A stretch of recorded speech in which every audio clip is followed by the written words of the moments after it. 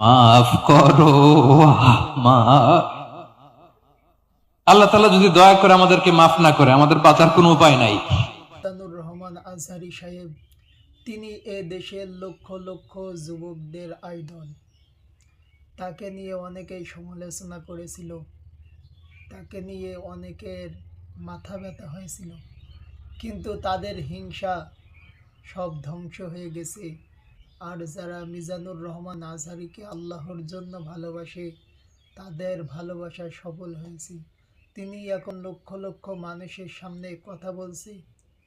Doctor Mizanur Rahman Azhari সাহেব তিনি বলেছেন, মানুষ যখন একা থাকে তখন হয় ব্যক্তি, আর যখন সকলে একসাথে থাকে তখন হয় শক্তি। রোজ হাসরে হে আল্লাহ আমার করোনা বিচার, আল্লাহ করোনা বিচার।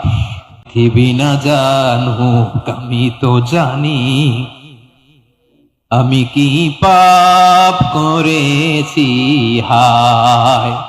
আমার পাপের করলে বিচার, বাঁচার আমার নাই উপায়।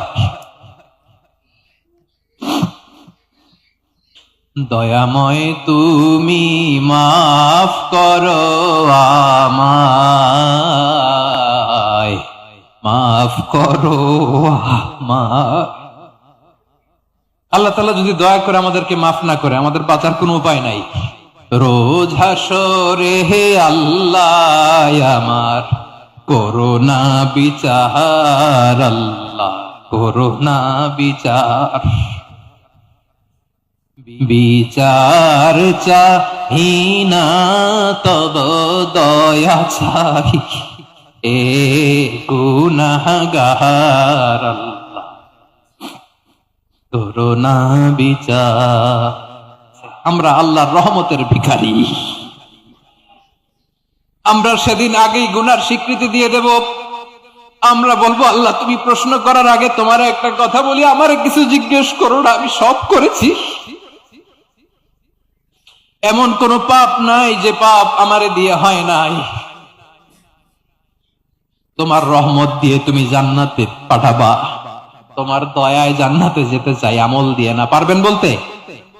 কিয়ামতের দিন আমরা বলবো, আল্লাহ আমার আমল দিয়ে জান্নাত চাই না, আমি তোমার দয়া দিয়ে জান্নাত চাই। তোমার দয়া ছাড়া আমার কোনো উপায় নাই। কারণ আল্লাহ যদি বিচার করে, বাঁচার কারো উপায় নাই। আল্লাহ যদি বলে ফেলেন তুই এটা করলি কেন, ওখানে গেলি কেন, কোরআনে 1000 বার নিষেধ করলাম তারপরেও এই পাপে জড়ালি কেন?